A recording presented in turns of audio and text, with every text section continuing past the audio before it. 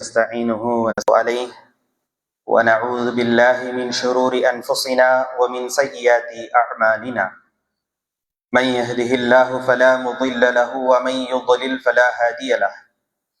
وأشهد أن لا إله إلا الله وحده لا شريك له وأشهد أن محمدا عبده ورسوله. اللهم صل على محمد وعلى آل محمد كما صليت على إبراهيم وعلى آل إبراهيم إنك حميد مجيد. اللهم بارك على محمد وعلى آل محمد كما باركت على إبراهيم وعلى آل إبراهيم إنك حميد مجيد. أما بعد فأعوذ بالله من الشيطان الرجيم. يا أيها الذين آمنوا اتقوا الله حق تقاته ولا تموتن إلا وأنتم مسلمون. وقال أيضا يا أيها الناس اتقوا ربكم الذي خلقكم من نفس واحدة وخلق منها زوجها وبث منهما رجالا كثيرا ونساء واتقوا الله الذي تساءلون به والأرحام إن الله كان عليكم رقيبا.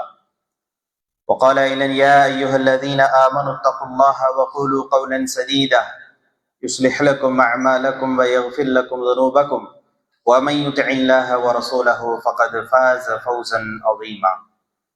إن أصدق الحديث كتاب الله وخير الهدي هدي محمد صلى الله عليه وسلم وشر الأمور محدثاتها وكل محدثة بدعة وكل بدعة ضلالة وكل ضلالة في النار أو كما قال نبينا صلى الله عليه وسلم.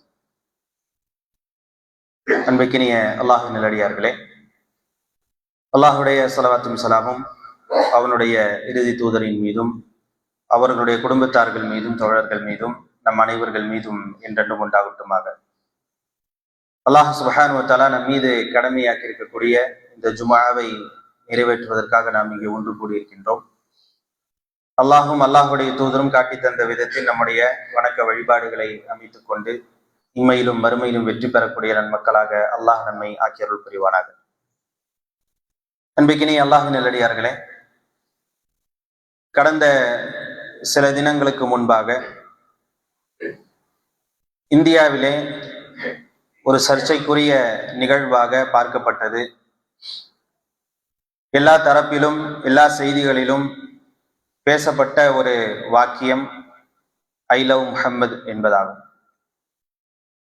இந்த வாக்கியம் பதாகைகளிலே எடுத்துக்கொண்டு ஊர்வலமாக சில மக்கள் சென்றார்கள்.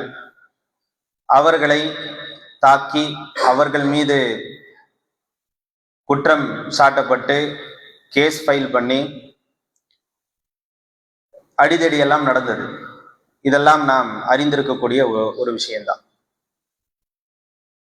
இதை கொண்டு நம்முடைய ஜம்இய்யத் அஹ்லுல் குர்ஆன் வல் ஹதீஸ் ஒரு மாத பிரச்சாரமாக ரசூலுல்லாஹி ஸல்லல்லாஹு அலைஹி வஸல்லம் அவர்களை பற்றி இந்த சமூகத்துக்கு எடுத்து சொல்லும் நோக்கமாக பல தரப்பிலும் இந்த தஅவாவை செய்து வருகிறது. ரசூலுல்லாஹி ஸல்லல்லாஹு அலைஹி வஸல்லம் அவர்கள் பற்றியான செய்திகள் ஒவ்வொரு நாளும் நமக்கு சமூக ஊடகத்தின் மூலமாக நாம் அறியக்கூடிய விதத்தில் ஏற்பாடுகள் செய்யப்பட்டிருக்கிறது. இதெல்லாம் எதற்காக என்று சொன்னால், அந்த நிகழ்வை ஆதரிப்பதற்காக இல்லை.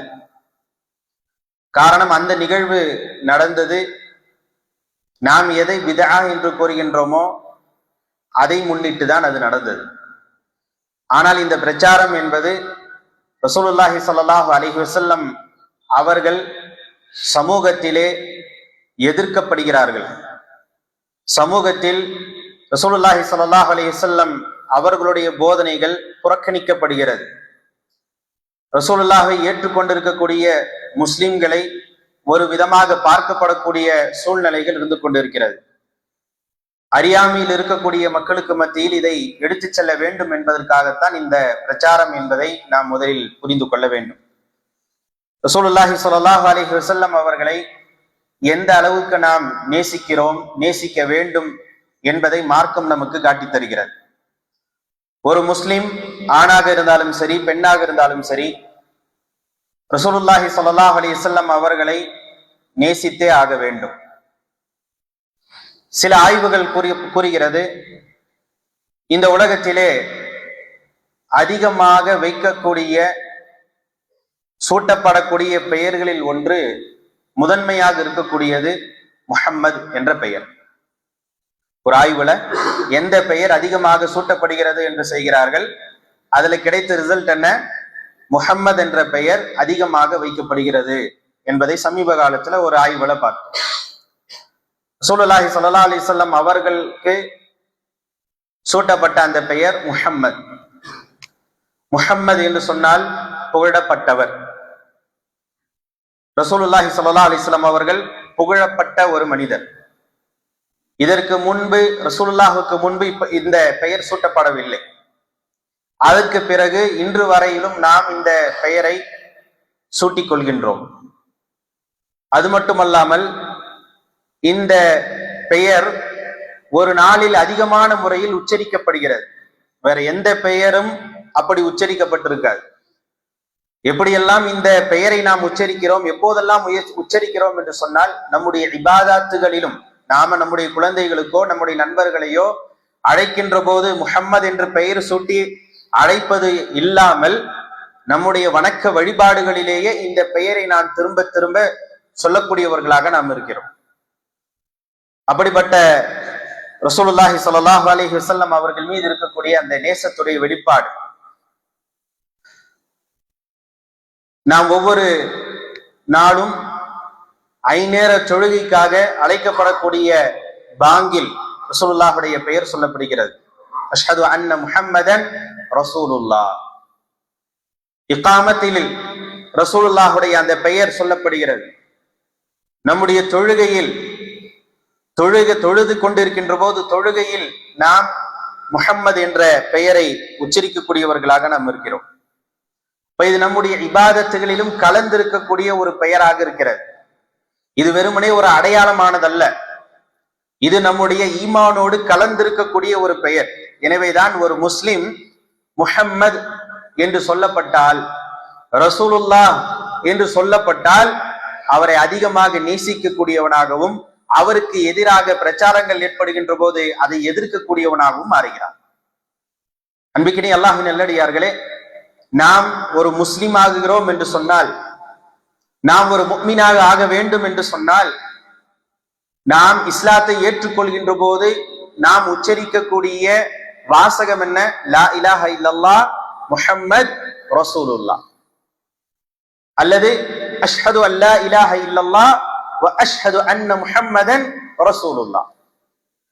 வணங்குவதற்கு தகுதியானவன் அல்லாஹ்வை தவிர வேறு யாரும் இல்லை என்று நான் சாட்சி கூறுகிறேன்.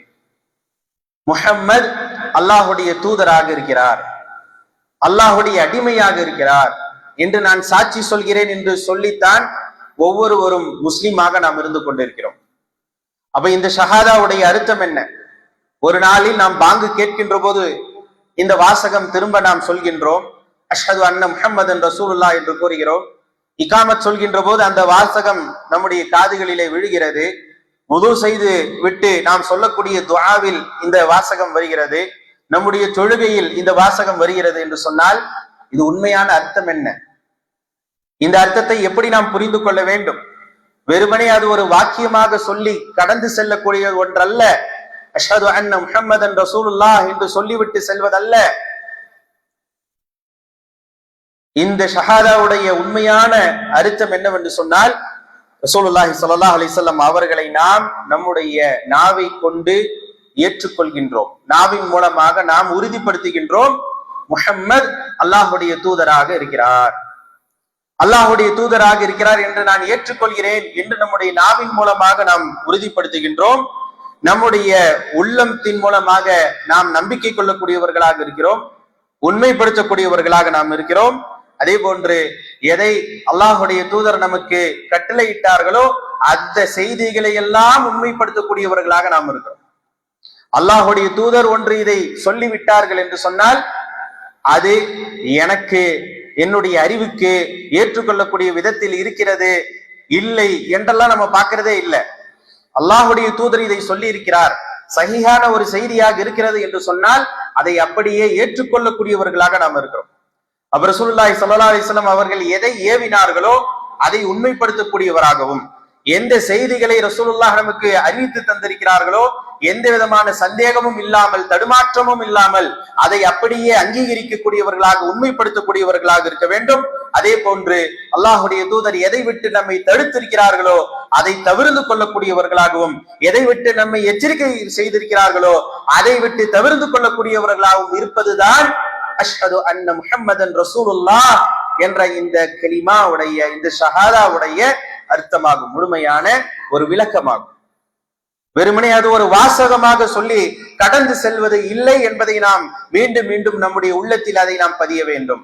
அன்பிக்கினி அல்லாஹ்வின் நல்லடியார்களே, பல முறை நம்முடைய கலிமாக்களில் இந்த வாசகங்களை சொன்னாலும் ரசூலுல்லாஹி ஸல்லல்லாஹு அலைஹி வஸல்லம் அவர்கள் மீது இருக்கக்கூடிய நேசம் என்பது, அவர்கள் மீது இருக்கக்கூடிய ஈமான் என்பது முழுமை பெறாமல் இருந்து கொண்டிருக்கிறது. யாரிடத்துல? நம்மிடத்தில். முஸ்லிம் என்று சொல்லக்கூடிய நம்மிடத்தில் இந்த கலிமா பிரதிபலிக்காமல் இருந்து கொண்டிருக்கிறது. அல்லாஹ் சுப்ஹானஹு வ தஆலா தன்னுடைய திருமறையிலே எப்படியெல்லாம் ரசூலுல்லாஹி ஸல்லல்லாஹு அலைஹி வஸல்லம் அவர்களை ஏற்றுக்கொள்ள வேண்டும், கட்டுப்பட வேண்டும் என்பதை சொல்லித் தருகிறான் என்பதை பல்வேறு வசனங்களின் மூலமாக நாம் தெரிந்து கொள்ளலாம். அல்லாஹ் சுப்ஹானஹு வ தஆலா சூரா அல்-அஹ்ஸாப் 33வது அத்தியாயத்தில் 6வது வசனத்திலே அல்லாஹ் கூறுகின்றான், அன்-நபியு அவுலா பில் முஃமினீன மின் அன்ஃபுஸிஹிம்.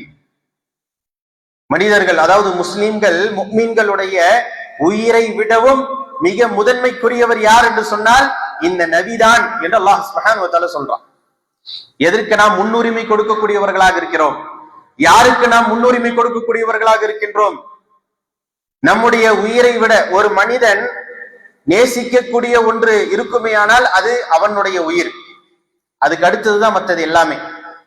தன்னுடைய உயிரை விடவும் ரசூலுல்லாஹி ஸல்லல்லாஹு அலைஹி வஸல்லம் அவர்களை முதன்மையானதாக ஆக்க வேண்டும் என்று அல்லாஹ் சுப்ஹானஹு வ தஆலா சொல்லி காட்டுறான். முஃமின்களுடைய நிலை இப்படித்தான் இருக்கும் என்பதை அல்லாஹ் சுப்ஹானஹு வ தஆலா சொல்லி காட்டுகின்றான். எனவே நாம் அல்லாஹுடைய தூதரை நம்முடைய உயிரை விடவும் மேலானதாக நாம் நேசிக்கின்றோம். அன்பிக்கினி அல்லாஹ்வின் நல்லடியார்களே, உமர் ரலியல்லாஹு அன்ஹு அவர்கள் ரசூலுல்லாஹி ஸல்லல்லாஹு அலைஹி வஸல்லம் அவர்களிடத்துல சொன்ன அந்த செய்தியை கொஞ்சம் நினைவு கூர்ந்து பாருங்கள்.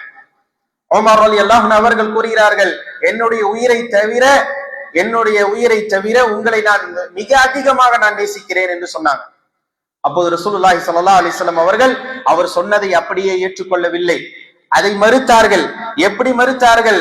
லா வல்லதி நஃப்ஸி பியதிஹ், இல்லை, என்னுடைய உயிர் யார் கைவசம் இருக்கிறதோ அவன் மீது சத்தியமாக, ஹத்தா அகூன அஹப்ப இலைக்க மின் நஃப்ஸிக், உங்களுடைய உயிரை விடவும் நான் மிக நேசத்துக்குரியவனாக ஆகாதவரை ஆக முடியாது என்று ரசூலுல்லாஹி ஸல்லல்லாஹு அலைஹி வஸல்லம் அவர்கள் உமர் ரலியல்லாஹு அன்ஹு அவர்களுக்கு பதில் சொன்னாங்க.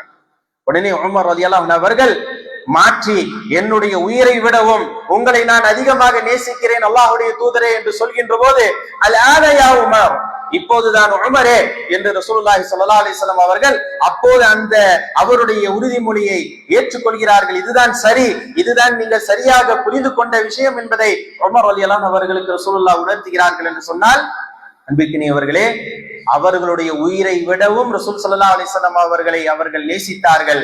அதே போன்றுதான் நாமும் நம்முடைய உயிரை விடவும் நாம் நேசிக்க வேண்டும். உயிரை விடவும் நாம் நேசிக்க வேண்டும் என்ற ஒரு நிலை வருகின்ற போது அதற்கு அடுத்திருக்கக்கூடிய நிலைகள் எப்படிப்பட்டது? நம்முடைய தந்தையை விட, நம்முடைய தாயை விட, நம்முடைய மனைவியை விட, கணவனை விட, பிள்ளைகளை விட, நண்பர்களை விட, உற்றார் உறவினர்களை விட, செல்வத்தை விட, நாம் நேசிக்கக்கூடிய அத்தனை விடவும் மிக விருப்பத்துக்குரியவராக ரசூலுல்லாஹி ஸல்லல்லாஹு அலைஹி வஸல்லம் அவர்கள் இருக்க வேண்டும் என்பதை நம்முடைய உள்ளத்தில் பதிவு செய்ய வேண்டும். இன்றைக்கு நாம் எதையோ விரும்புகின்றோம். ஆடம்பரமாக வாழ வேண்டும் என்று விரும்புகின்றோம், வாகனங்களை விரும்புகின்றோம், உயரமான கட்டிடங்களை எழுப்பி வீடுகளை அழகாக்கி கொண்டு அதிலே வாழ வேண்டும் என்று விரும்புகின்றோம், அழகான ஆடைகளை அணிய வேண்டும் என்று விரும்புகிறோம், ஆபரணங்களை அணிய வேண்டும் என்று விரும்புகிறோம், நம்முடைய அழகை வெளிப்படுத்த வேண்டும் என்று விரும்புகின்றோம், நம்மை மக்கள் எல்லாம் புகழ வேண்டும் என்று விரும்புகின்றோம், நம்மை ஒரு சிறந்த ஒரு அந்தஸ்தில் மக்கள் பார்க்க வேண்டும் என்று விரும்புகின்றோம், நம்முடைய குடும்பத்தார்களை மிக அதிகமாக நேசிக்கின்றோம், நம்முடைய பிள்ளைகளுக்காக, மனைவிக்காக, குடும்பத்தார்களுக்காக உழைக்கக்கூடியவர்களாக, அவர்களுக்காக செலவு செய்யக்கூடியவர்களாக நாம் இருந்து கொண்டிருக்கிறோம். இதை விடவும் அதிகமாக ரசூலுல்லாஹை நாம் நேசிக்க வேண்டும். ரசூலுல்லாஹி ஸல்லல்லாஹு அலைஹி வஸல்லம் அவர்கள் கூறுகிறார்கள், லா யுமினு அஹதுக்கும் ஹத்தா அகூன அஹப்ப இலைஹி மின் வலதிஹி வ வாலிதிஹி வன்னாஸி அஜ்மஈன். உங்களில் ஒருவர் முஸ்லிம் ஆக முடியாது, உங்களில் ஒருவர் முஃமினாக முடியாது, ஈமான் கொண்டவராக ஆக முடியாது. எதுவரை என்று சொன்னால், தன்னுடைய பிள்ளையை விட, தன்னுடைய பெற்றோரை விட, தன்னுடைய பெற்றோர்களை விடவும், உலக மக்கள் அனைவரை விடவும் நான் மிக அதிக நேசத்துக்குரியவனாக ஆகாதவரை நிச்சயமாக நீங்கள் முஃமின் கொண்டவராக ஆக முடியாது என்று ஸல்லல்லாஹு அலைஹி வஸல்லம் அவர்கள் சொன்னார். அன்பிற்கினிய அல்லாஹ்வின் நல்லடியார்களே, ரசூலுல்லாஹி ஸல்லல்லாஹு அலைஹி வஸல்லம் அவர்களை இந்த அளவுக்கு நாம் நேசிக்கக்கூடியவர்களாக இருக்கிறோமா என்பதை பாருங்கள். ரசூலுல்லாஹி ஸல்லல்லாஹு அலைஹி வஸல்லம் அவர்களை சஹாபாக்கள் எந்த அளவுக்கு நேசித்தார்கள். சுபைப் ரலியல்லாஹு அன்ஹு அவர்களுடைய நிகழ்வுகள், அவர்களுடைய பேச்சு, அவர்கள் வெளிப்படுத்தக்கூடிய அந்த சொற்கள் ரசூலுல்லாஹை எப்படி அவர்கள் நேசித்தார்கள் என்பது நமக்கு காட்டி கொடுக்கும். ஹப்பாப் ரலியல்லாஹு அன்ஹு அவர்கள் கொல்லப்படக்கூடிய அந்த சூழ்நிலையிலும் ரசூலுல்லாஹி ஸல்லல்லாஹு அலைஹி வஸல்லம் அவர்கள் எப்படி உணர்வாக பேசினார்கள், உயர்வாக பேசினார்கள். அந்த மக்களுக்கு மத்தியிலே ரசூலுல்லாஹை விட்டு கொடுக்காமல் எப்படி அவர்கள் பேசினார்கள் என்பதை அந்த சம்பவங்கள் மூலமாக நாம் அறிந்திருக்கின்றோம். இதெல்லாம் பல உரைகளிலே நாம் கேட்கக்கூடிய விஷயங்கள் தான். அந்த அளவுக்கு ரசூலுல்லாஹின் மீது அன்பு கொள்ளக்கூடியவர்களாக, நேசம் கொள்ளக்கூடியவர்களாக நாம் இருக்கிறோமா என்பதுதான் இங்கே நாம் சிந்திக்க வேண்டிய ஒன்று. வெறுமனே நம்முடைய வாயால் நான் அல்லாஹை நேசிக்கிறேன், அல்லாஹுடைய தூதரை நேசிக்கிறேன் என்று சொல்லி செல்வதல்ல. அன்புக்கினி அல்லாஹ் நல்லடியார்களே, இன்று ஒரு வாகனத்திலே ஒரு வாசகத்தை பார்த்தேன்.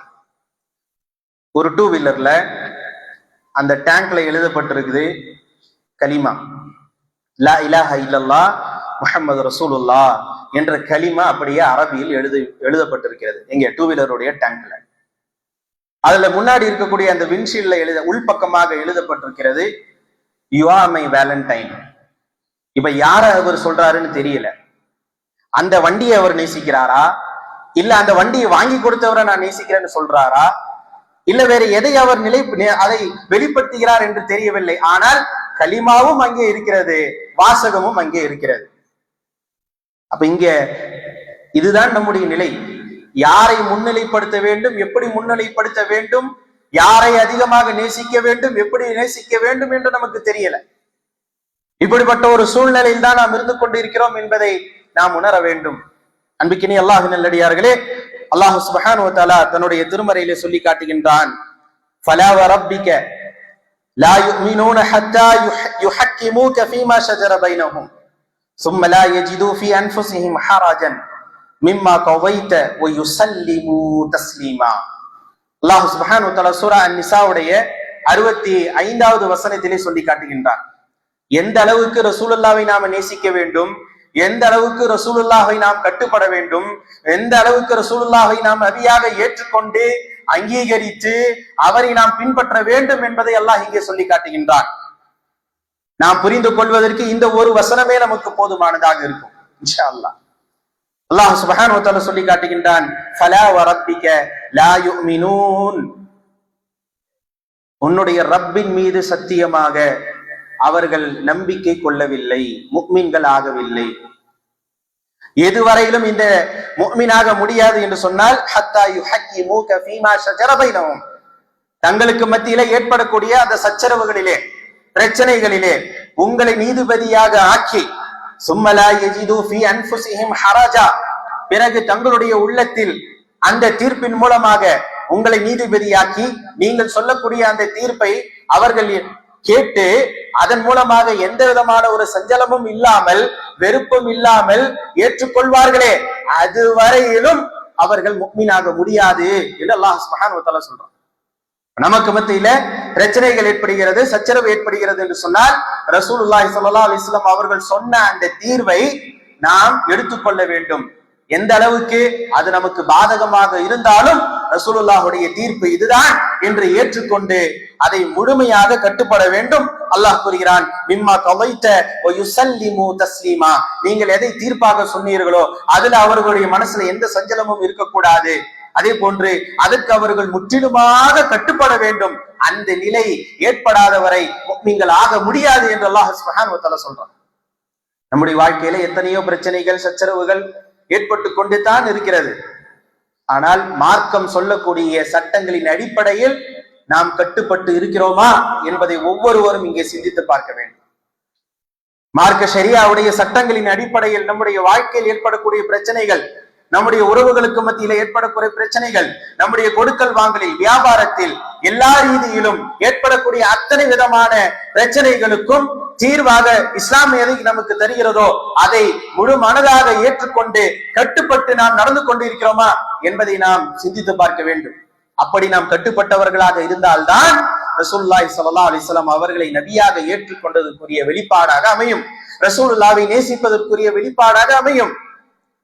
அப்படி இல்லை என்று சொன்னால் நிச்சயமாக நாம் முஃமின்களாக ஆக முடியாது என்பதை நாம் புரிந்து கொள்ள வேண்டும். அன்பிக்கினி அல்லாஹ் நல்லடியார்களே, இது போன்று அல்லாஹ் சுப்ஹானஹு வ தஆலா தன்னுடைய திருமறையிலே பல்வேறு வசனங்களிலே ரசூலுல்லாஹி ஸல்லல்லாஹு அலைஹி வஸல்லம் அவர்களை எப்படி நான் நேசிக்க வேண்டும் என்பதை சொல்லி காட்டுகின்றான்.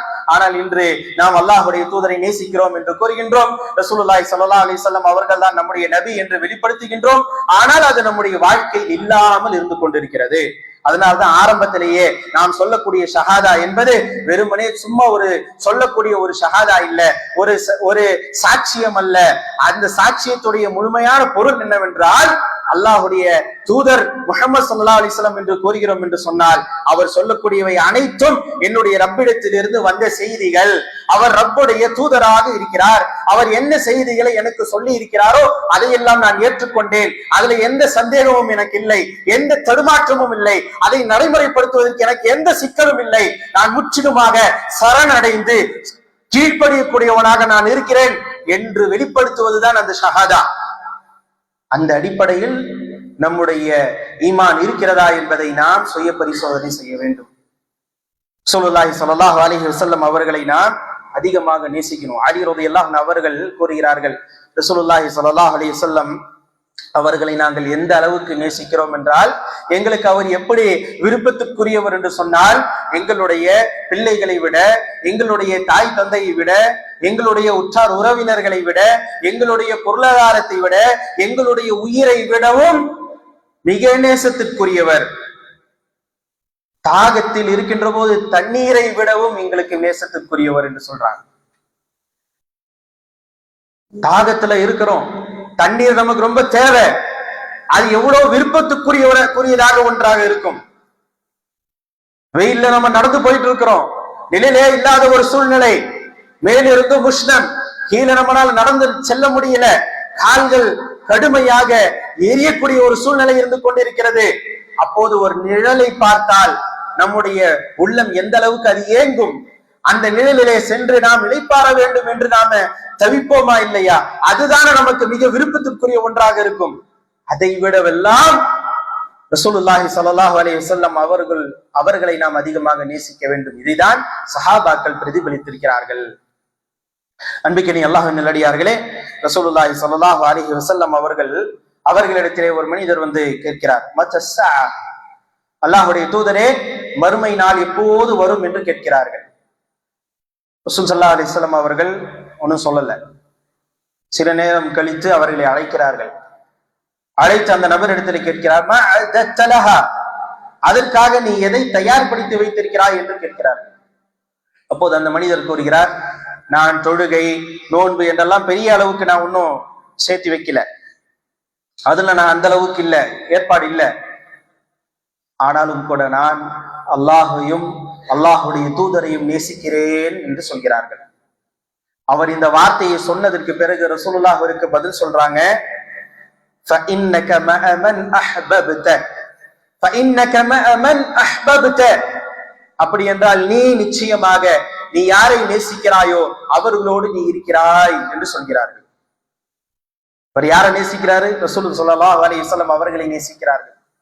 அப்போது நீ என்னோடு இருக்கிறார் என்பதை தான் ஒரு சுப செய்தியாக ரசூலுல்லாஹி ஸல்லல்லாஹு அலைஹி வஸல்லம் அவர்கள் அந்த மனிதருக்கு சொல்லி அனுப்புறாங்க. அனஸ் ரலியல்லாஹு அன்ஹு அவர்கள் சொல்லக்கூடிய ஒரு செய்தி. அனஸ் ரலியல்லாஹு அன்ஹு அவர்கள் கூறுகிறார்கள், மா ஃபரிஹ்னா பஅதல் இஸ்லாம் ஃபர்ஹன் மா ஃபரிஹ்னா பஅதல் இஸ்லாம் ஃபர்ஹன் அஷத்து மின் கௌலி நபி ஸல்லல்லாஹு அலைஹி வஸல்லம் இன்னக மஅ மன் அஹ்பப்த. இஸ்லாத்திற்கு பிறகு அனஸ் ரலியல்லாஹு அன்ஹு சொல்லக்கூடிய விஷயம், இஸ்லாத்திற்கு பிறகு எங்களுக்கு மிக அதிக சந்தோஷத்தை தரக்கூடிய, மிக அதிக சந்தோஷத்தை தரக்கூடிய, மகிழ்ச்சியை தரக்கூடிய வேறு ஒன்றும் இல்லை ரசூலுல்லாஹி ஸல்லல்லாஹு அலைஹி வஸல்லம் அவர்கள் சொல்லக்கூடிய இந்த சொல்லுதான் இஸ்லாத்திற்கு பிறகு நாங்க ரொம்ப அதிகமாக மகிழ்ச்சி அடையக்கூடிய ஒரு சொல் என்று கூறுகிறார்கள்.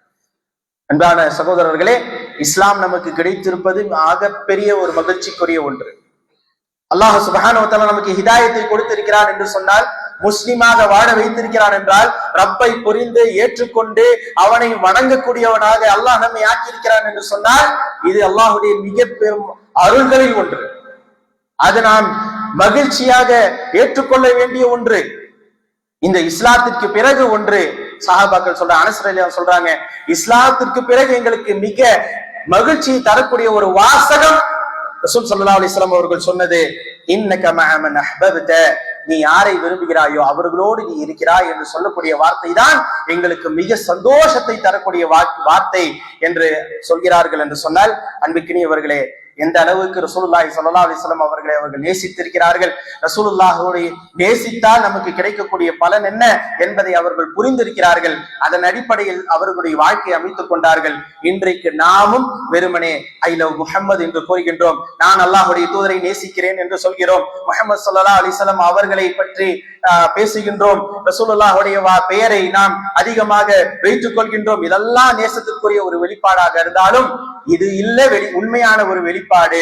ரசூலுல்லாஹ்வுக்கு கட்டுப்பட்டு வாழ்வதுதான். அல்லாஹ் சுப்ஹானஹு வ தஆலா தன்னுடைய திருமறையிலே சொல்லி காட்டுகின்றான், குல் இன் குன்தும் துஹிப்பூனல்லாஹ ஃபத்தபிஊனி, நீங்கள் அல்லாஹ்வை நேசிப்பதாக இருந்தால் என்னை நீங்கள் பின்பற்றுங்கள். ரசூல் ஸல்லல்லாஹு அலைஹி வஸல்லம் அவர்களை நாம் பின்பற்றி அல்லாஹ்வுடைய நேசத்தை பெறக்கூடியவர்களாக இருக்க வேண்டும். அப்ப ரசூலுல்லாஹி ஸல்லல்லாஹு அலைஹி வஸல்லம் அவர்களை நாம் உண்மையாகவே நேசிக்கிறோம் என்று சொன்னால் நாம் மேற்கொள்ள வேண்டிய விஷயங்கள் என்ன? ரசூல் ஸல்லல்லாஹு அலைஹி வஸல்லம் அவர்களுடைய சுன்னாக்களை எத்தி வைக்கக்கூடியதில் ஆர்வம் காட்டக்கூடியவர்களாக இருக்க வேண்டும். எதெல்லாம் ரசூல் ஸல்லல்லாஹு அலைஹி வஸல்லம் சுன்னாக்களாக இருக்கிறது? ரசூலுல்லாஹ் எல்லா விஷயத்தையும் சொல்லி தந்திருக்கிறாங்க. ஒரு மனிதன் தன்னுடைய அன்றாட வாழ்க்கையில் நடைமுறைப்படுத்த வேண்டிய அத்தனை விஷயங்களும் தெல்ல தெளிவாக நமக்கு கற்றுத்தந்திருக்கிறார்கள். அத்தனையும் செயல்படுத்துவதோடு அதை பிற மக்களுக்கும் எடுத்து சொல்லக்கூடியவர்களாக நாம் இருக்க வேண்டும். ரசூலுல்லாஹி ஸல்லல்லாஹு அலைஹி வஸல்லம் அவர்கள் மீது அதிகமாக ஸலவாத் சொல்லக்கூடியவர்களாக இருக்க வேண்டும். ரசூல் ஸல்லல்லாஹு அலைஹி வஸல்லம் அவர்கள் மீது நாம் ஒரு முறை ஸலவாத் சொன்னால் அல்லாஹ் சுப்ஹானஹு வ தஆலா 10 முறை நம் மீது அருள் புரிகின்றான். ஒரு முறை ரசூலுல்லாஹ்வுக்கு ஸலவாத் சொன்னா அல்லாஹ் நம் மீது 10 மடங்கு 10 முறை நம் மீது அருள் புரிகிறான். அல்லாஹ் சொல்லி காட்டுறான், இன்னல்லாஹ வ மலாயிகதஹு, நிச்சயமாக அல்லாஹ்வும் அல்லாஹ் அருள் புரிகின்றான், அவனுடைய மலக்குகள் நபிக்காக அருள் வேண்டி பிரார்த்தனை செய்கிறார்கள். முஸ்லிம்களே, முஃமின்களே, நீங்களும் அல்லாஹ்வுடைய தூதருக்காக நபிக்காக அருள் வேண்டி பிரார்த்தனை செய்யுங்கள் என்று அல்லாஹ் சுப்ஹானஹு வ தஆலா கட்டளையிடுகின்றான். அந்த அடிப்படையில ஸலவாத்தும் ஸலாமும் சொல்லக்கூடியவர்களாக இருக்க வேண்டும்.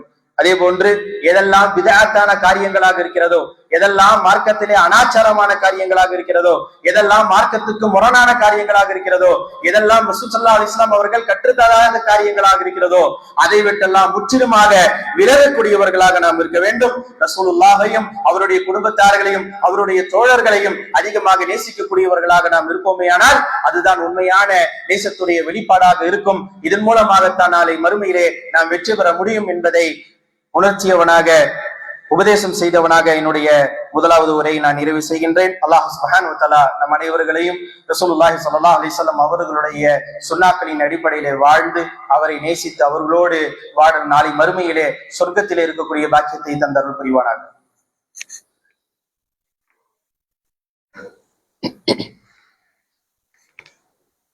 நஹ்மதுஹு வ நுஸல்லி அலா ரசூலிஹில் கரீம், அம்மா பஅத். அன்பிற்கினிய அல்லாஹ்வின் நல்லடியார்களே, அல்லாஹ் சுப்ஹானஹு வ தஆலா தன்னுடைய மார்க்கத்தை முழுமைப்படுத்தி நமக்கு வழங்கியிருக்கிறான். இந்த மார்க்கத்தின் அடிப்படையில் நம்முடைய வாழ்க்கையை நாம் அமைத்துக் கொள்ள வேண்டும் என்று கட்டளையிடுகின்றான். அல்லாஹ்வுடைய கட்டளைகள் எப்படி நிறைவேற்ற வேண்டும் என்பதை ரசூல் ஸல்லல்லாஹு அலைஹி வஸல்லம் அவர்கள் நமக்கு கற்றுத் தந்திருக்கிறார்கள். அதன் அடிப்படையில நம்முடைய வாழ்க்கையில் அனைத்தையும் பின்பற்றக்கூடியவர்களாக நாம் இருக்க வேண்டும்.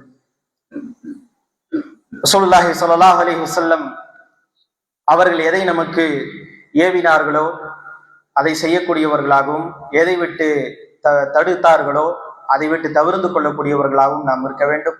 அப்படிப்பட்ட ஒரு வாய்ப்பினை அல்லாஹ் நம் அனைவர்களுக்கும் தந்தருள் புரிவானாக.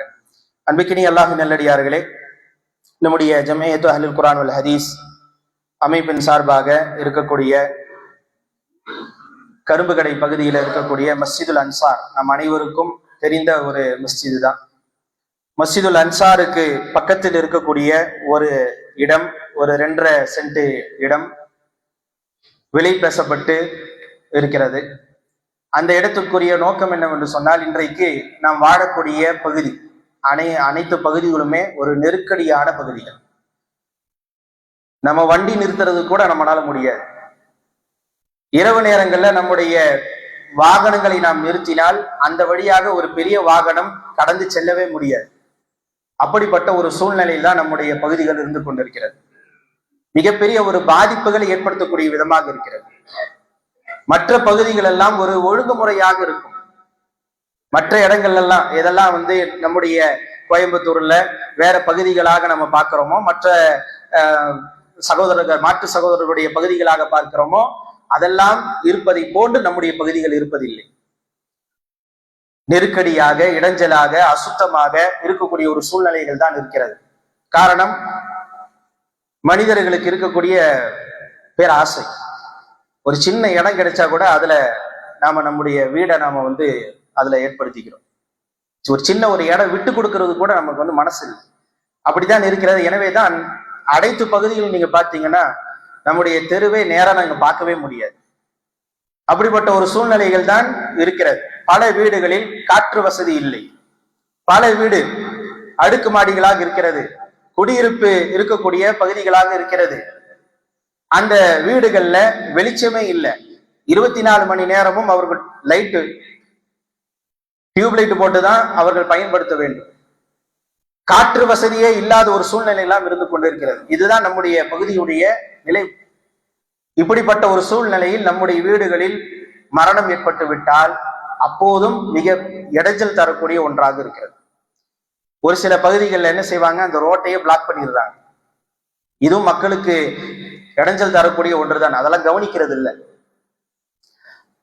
அதுக்காக அந்த மஸ்ஜிதுல் அன்சார் சார்பாக அந்த மஸ்ஜிதுக்கு பக்கத்தில் இருக்கக்கூடிய ஒரு இடம் வாங்கப்பட்டு அதிலே ஒரு முஸ்லிம் ஜனாசா கூடம் என்ற ஒரு கட்டிடத்தை எழுப்பி ஜனாசாக்களை அங்கே கொண்டு குளிப்பாட்டி அங்கே வைத்து அங்கே தொழுகை நடத்தக்கூடிய ஒரு ஏற்பாட்டுக்காக அந்த ஒரு இடம் வாங்கப்பட்டிருக்கிறது. இன்றைக்கு காலத்துக்கு தேவையாக ஒன்று இருந்து கொண்டிருக்கிறது. பல வீடுகள்ல மாடி வீடா இருக்கும். ஜனாசாக்களை எடுத்து வருவதற்கும் செல்வதற்கும் மக்கள் போறதுக்கும் மிக நெருக்கடியாக இருக்கக்கூடிய ஒன்று இது. எல்லோருக்குமே தெரிந்திருக்கக்கூடிய ஒன்றுதான். இதுதான் நம்ம நிலை.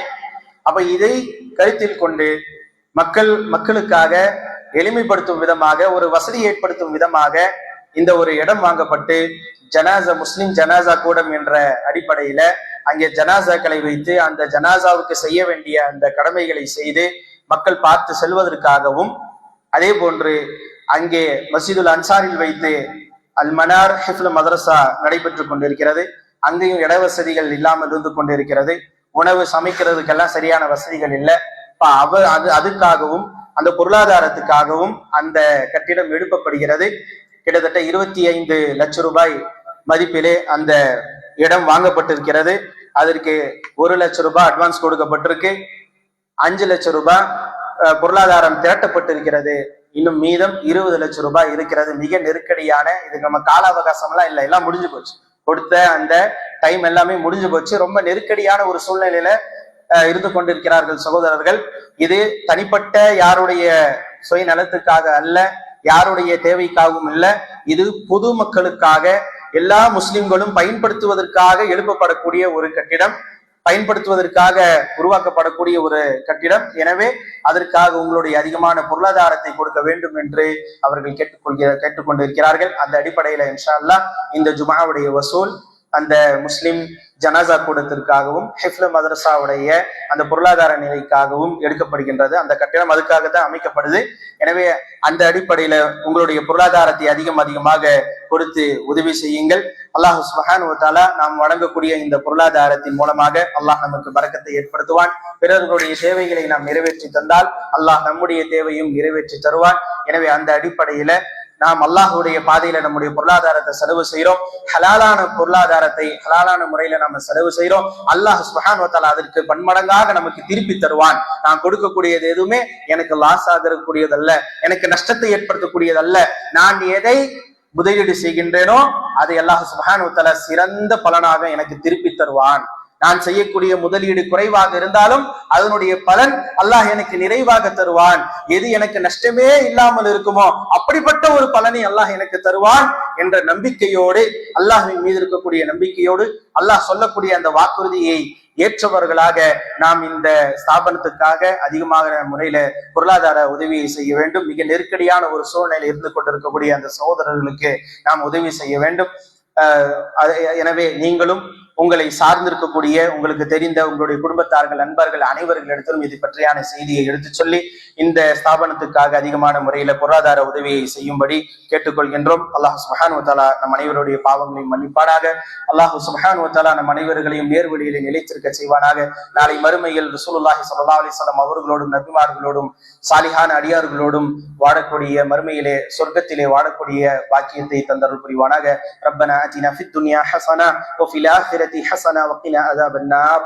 ரப்பனா லா துஸிக் குலூபனா பஅத இத் ஹதைதனா வ ஹப் லனா மின் லதுன்க ரஹ்மா இன்னக அன்தல் வஹ்ஹாப். வ ஆখির دعوانا الحمد لله رب العالمين.